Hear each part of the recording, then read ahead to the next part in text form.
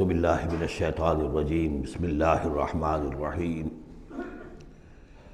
یا معشر الجن والانس ان استطعتم ان تنفذوا من اقطار السماوات والارض فانفذوا لا تنفذون الا بسلطان فبأي آلاء ربكما تكذبان يرسل عليكما شواظ من نار ونحاس فلا تنتصران فبأي آلاء ربكما تكذبان صدق اللہ العظیم۔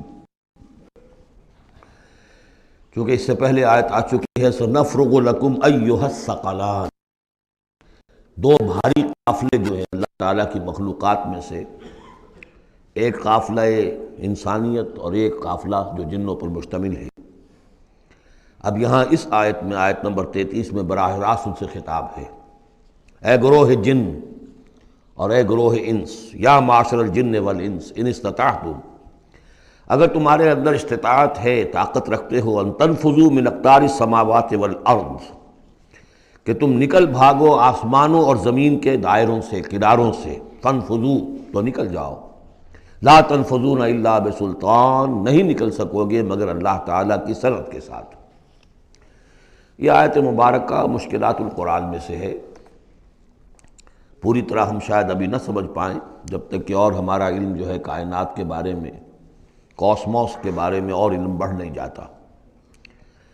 لیکن یہ کہ عام طور پر یہ سمجھا گیا ہے کہ یہ انسان اور جن جو ہیں ایک حد تک ان کی رسائی ہے اس کائنات کے اندر، اس سے آگے نہیں۔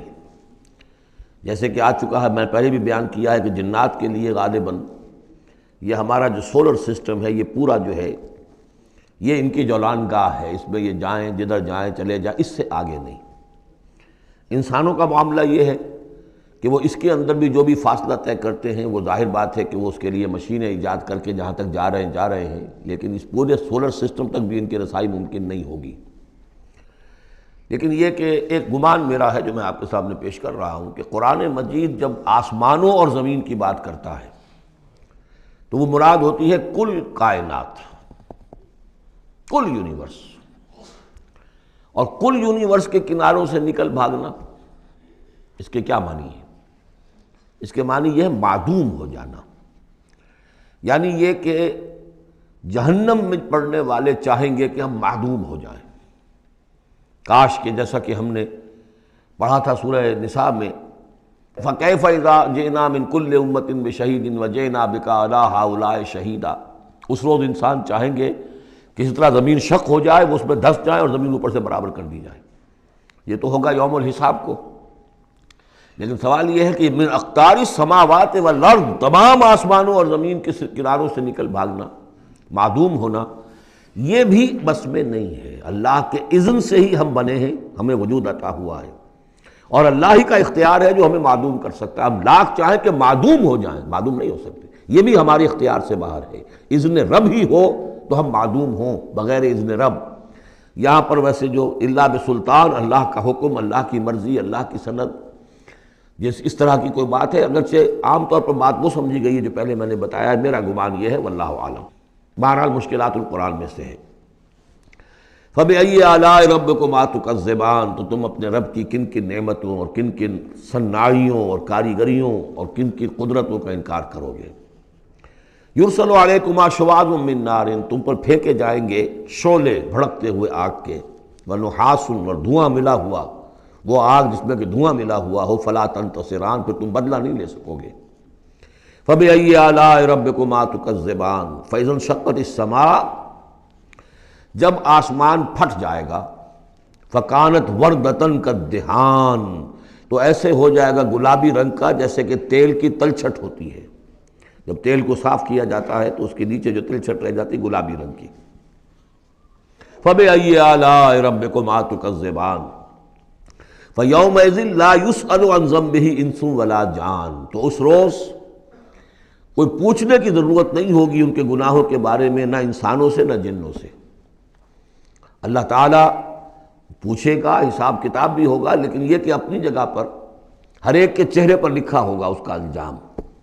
بل الانسان علی نفسہ بصیرہ، چنانچہ کئی جگہ قرآن مجید میں نقشہ کھینچا گیا ہے، میدان قیامت میں جب لوگ کھڑے ہوں گے کچھ لوگوں کے چہرے تر و تازہ ہوں گے، کچھ لوگوں کے اوپر مردنی چھائی ہوئی ہوگی، جس کی مثال بہترین ہوتی ہے ہائی سکولز کے اندر ہر سال جب ڈکلیئر کرتے ہیں امتحان، سالانہ امتحان کا نتیجہ، تو جب کھڑے ہوتے ہیں طالب علم سننے کے لیے تو بعض لوگوں کے چہروں کے اوپر لکھا ہوتا ہے کہ یہ فیل ہونے ہیں، اس لیے کہ انہیں معلوم ہے لکھ کر کے آئے تھے ہم، اور بعض کے چہرے تر و تازہ ہوتے ہیں، انہیں اگر فکر ہوتی ہے تو اس کی کہ میں فرسٹ آتا ہوں یا نہیں آتا، بس اس کی تشویش ہو سکتی ہے، لیکن یہ کہ انہیں کوئی اندیشہ یہ نہیں ہوتا کہ وہ فیل ہو جائیں گے۔ تو فَيَوْمَئِذٍ لَا يُسْأَلُ عَنْ ذَنبِهِ انس ولا جان، اس دن پوچھا جانا ضروری نہیں ہوگا کسی سے بھی، نہ جن سے نہ انس سے، ان کے گناہ کے بارے میں۔ فَبِأَيِّ آلَاءِ رَبِّكُمَا تُكَذِّبَانِ يُعْرَفُ الْمُجْرِمُونَ بِسِيمَاهُمْ، پہچان لیے جائیں گے مجرم اپنے چہروں سے، چہرے ان کے اترے ہوئے ہوں گے، انہیں تو معلوم ہوگا۔ يُعْرَفُ الْمُجْرِمُونَ بِسِيمَاهُمْ فَيُؤْخَذُ بِالنَّوَاصِي وَالْأَقْدَامِ، پھر ان کو پکڑا جائے گا ان کی پیشانی کے بالوں سے اور پاؤں سے، یعنی ہر ایک کو کوئی فرشتہ جو ہے وہ ادھر سے اس کی پیشانی کے بال پکڑے گا اور ادھر سے اس کی ٹانگیں پکڑ کر ٹاس کرے گا اسے۔ فَبِأَيِّ آلَاءِ رَبِّكُمَا تُكَذِّبَانِ هَٰذِهِ جَهَنَّمُ الَّتِي يُكَذِّبُ بِهَا الْمُجْرِمُونَ، جب پھینکا جائے گا اسے جہنم، یہ ہے وہ جہنم کہ جس کو جھٹلاتے رہے تھے وہ لوگ کہ جو جھٹلانے والے تھے۔ هَٰذِهِ جَهَنَّمُ الَّتِي يُكَذِّبُ بِهَا الْمُجْرِمُونَ، جسے مجرم گناہ گار جھٹلاتے رہے۔ یطوفون بینہا و بین حمیم آن، اب وہ چکر لگاتے رہیں گے، اس آگ سے نکلیں گے، پانی پینا چاہیں گے تو وہ پانی کھولتا ہوگا، حمیم آن، کھولتے پانی کے اور اس آگ کے درمیان۔ فَبِأَيِّ آلَاءِ رَبِّكُمَا تُكَذِّبَانِ، اب یہ تو اہل جہنم کا انجام ہے جو یہاں بیان ہو گیا۔ یہاں جنتیوں کے انجام سے پہلے ان کا بیان ہے، سورہ واقعہ میں پہلے جنتیوں کا بیان آئے گا اور پھر اہل جہنم کا بیان آئے گا، ترتیب عکسی۔ وَلِمَنْ خَافَ مَقَامَ رَبِّهِ جَنَّتَانِ، اور جو بھی اپنے رب کے حضور میں کھڑے ہونے سے ڈرتا رہا، لرزا و ترسا رہا، اس کے لیے دو جنتیں ہیں۔ یہ دو جنتیں کیوں کہی گئیں؟ اس کے لیے جو توجیہ میری سمجھ میں آئی ہے اس میں مجھے خاصا اطمینان ہے، انشراح ہے، کہ جنتیں جو جنوں کے لیے ہوں گی وہ علیحدہ جنت ہے، انسانوں کے لیے علیحدہ ہے۔ ظاہر بات ہے دونوں کے احساسات جدا ہیں، دونوں کے ذوق جدا ہیں، دونوں کے مذاق جدا ہیں، لہذا ایک جنت ہے کہ جو انسانوں کے لیے ہے اور ایک جنت ہے کہ جو جنات کے لیے ہے۔ ایک ہی طرح کی چیزیں ان دونوں کے لیے پلیزنٹ اور ان دونوں کے لیے جو ہو سکتی ہیں مسرت اور سرور آمیز، وہ ایک طرح کی نہیں ہو سکتی، ان کے تقاضے مختلف ہوں گے۔ تو لمن خاف، جو ڈرنے والے ہیں ان کے لیے جنتیں فراہم کر دی اللہ نے، وہی تسلیہ کا صیغہ ہے چونکہ یہاں جنوں اور انسانوں سے خطاب ہو رہا ہے مسلسل۔ یہ جو جنتان ہوں گی یہ ابتدائی جنتیں جن کا ذکر یہاں ہو رہا ہے، اس کے بعد دو اور جنتیں ہوں گی، تو جنتیوں کے دو درجے ہیں، ان میں جنات بھی ہوں گے انسان بھی ہوں گے، تو چار ہو گئے۔ کمتر درجے کے جنتی انسان اور جن دو، اور برتر درجے کے جنتی انسان اور جن دو، تو دو اور دو چار۔ تو یہاں پر اس سورہ مبارکہ میں چار جنتوں کا ذکر ہے۔ پہلے یہ کمتر درجے کے جنتیوں کا ذکر ہو رہا ہے۔ وَلِمَنْ خَافَ مَقَامَ رَبِّهِ جَنَّتَانِ فَبِأَيِّ آلَاءِ رَبِّكُمَا تُكَذِّبَانِ ذَوَاتَا أَفْنَانٍ، اس کی بہت سی شاخیں ہوں گی اس جنت کی۔ فَبِأَيِّ آلَاءِ رَبِّكُمَا تُكَذِّبَانِ فِيهِمَا عَيْنَانِ تَجْرِيَانِ، ان دونوں میں چشمے ہیں۔ اب عینان، ایک ایک جنت میں ایک ایک چشمہ ہے جو بہہ رہا ہے۔ فَبِأَيِّ آلَاءِ رَبِّكُمَا تُكَذِّبَانِ، اپنے رب کی کون کون سی نعمتوں کو جھٹلاؤ گے۔ فِيهِمَا مِن كُلِّ فَاكِهَةٍ زَوْجَانِ، اور ان دونوں میں ہر طرح کے جو میوے ہیں ان کی دو دو قسمیں ہیں، جوڑے ہیں۔ فَبِأَيِّ آلَاءِ رَبِّكُمَا تُكَذِّبَانِ مُتَّكِئِينَ عَلَىٰ فُرُشٍ بَطَائِنُهَا مِنْ اسْتَبْرَقٍ وَجَنَى الْجَنَّتَيْنِ دَانٍ، اور وہ وہاں تکیہ لگائے ہوں گے، سہارا لگائے ہوں گے ایسے فرشوں پر کہ جن کے استر بنے ہوئے ہوں گے گاڑھے ریشم کے، استر ہوں گے گاڑھے ریشم کے، تو جو ان کا اصل جو اوپر کا حصہ ہوگا وہ کس شے کا ہوگا، گویا کہ وہ تمہارے تصور سے باہر ہے۔ وَجَنَى الْجَنَّتَيْنِ دَانٍ، اور دونوں جو باغ ہیں دونوں جنتوں کے، ان کے جو پھل ہیں میوے وہ جھک رہے ہوں گے، نیچے کو ہوں گے، تاکہ آرام سے جنتی جو ہے جو چاہے حاصل کر لے۔ فَبِأَيِّ آلَاءِ رَبِّكُمَا تُكَذِّبَانِ فِيهِنَّ قَاصِرَاتُ الطَّرْفِ، ان جنتوں میں ہوں گی وہ عورتیں کہ جن کے نگاہیں نیچے جھکی ہوئی ہوں گی، عورت کے اندر شرم اور حیا جو ہے اس کا خاص زیور ہے، یہ خود اس کے حسن کا ایک حصہ ہے۔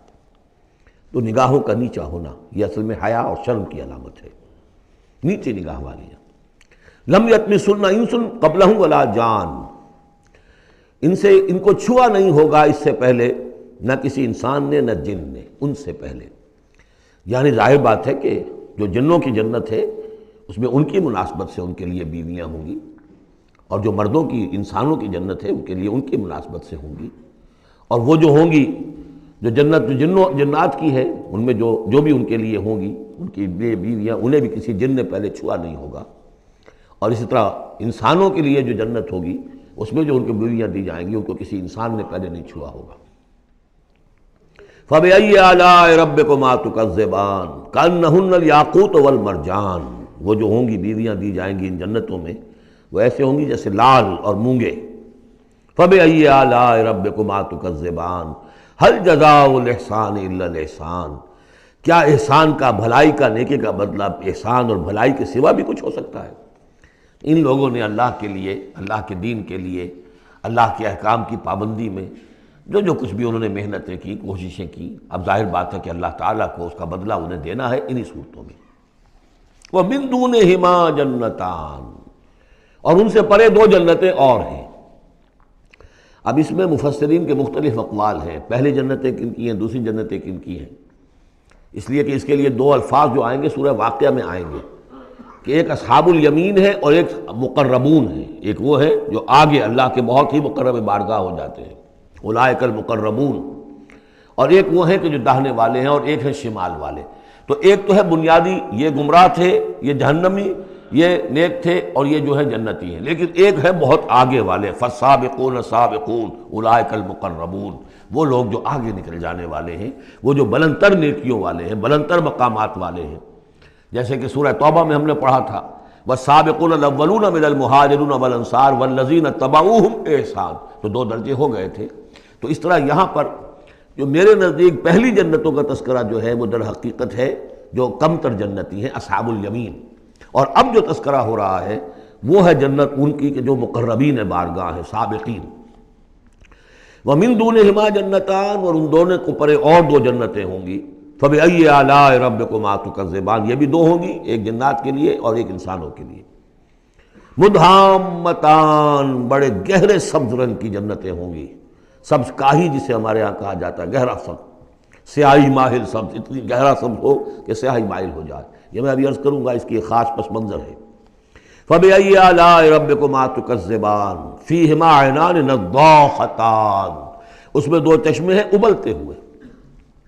فَبِأَيِّ آلَاءِ رَبِّكُمَا تُكَذِّبَانِ فِيهِمَا فَاكِهَةٌ وَنَخْلٌ وَرُمَّانٌ، اس میں میوے ہیں، کھجوریں ہیں، انار ہیں۔ فَبِأَيِّ آلَاءِ رَبِّكُمَا تُكَذِّبَانِ، یہ یوں سمجھیے کہ ایک تو ہے خالص عربی ذوق، اور عرب کا جو ایک خاص ماحول تھا، اور خاص طور پر عرب کا وہ علاقہ جس میں قرآن نازل ہوا ہے، حجاز، پہاڑی علاقہ ہے، اس میں جب آتے تھے چشمے اور جب بہہ جاتی تھی وادیاں تو ابلتی ہوئی پہاڑی چونکہ چشمے جیسے ہوتے ہیں، پہاڑی نالے، تو ان کے اندر جوش و خروش ہوتا ہے۔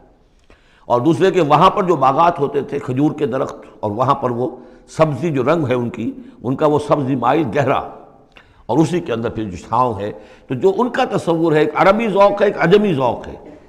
وہ عجمی ذوق ہے جو پہلے بیان ہوا ہے، عربی ذوق ہے جو اب بیان ہو رہا ہے۔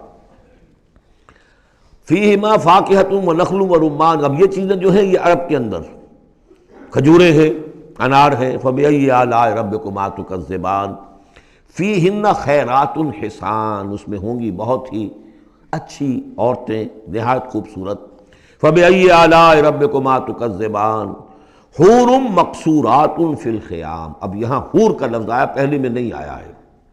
پہلے میں یہ تو آیا ہے فیہن قاصرات الطرف لم یطمثن انس قبلہم ولا جان، لیکن لفظ حور یہاں آیا ہے۔ اسی کو نوٹ کریں گے کہ سورہ واقعہ میں بھی ایک کے ساتھ حور کا لفظ آئے گا، دوسرے کے ساتھ نہیں۔ حور مقصورات فی الخیام، اب یہ بھی عرب پس منظر ہے، خیموں میں رہنے والے۔ وہ حوریں کہ جو خیموں میں رکی رہنے والی ہوں گی۔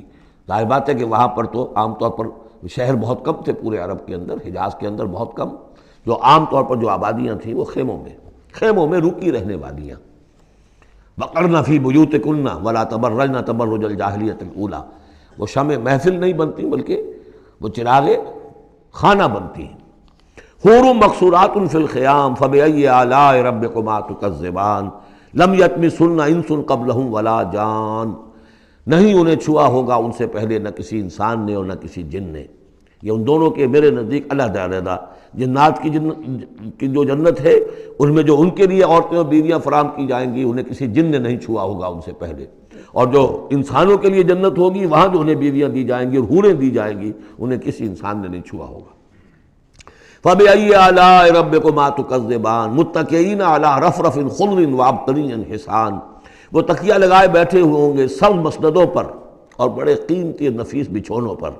فَبِأَيِّ آلَاءِ رَبِّكُمَا تُكَذِّبَانِ تَبَارَكَ اسْمُ رَبِّكَ ذِي الْجَلَالِ وَالْإِكْرَامِ، بہت بابرکت ہے نام تیرے رب کا جو بہت ذی الجلال بڑائی والا ہے اور اکرام عظمت والا ہے۔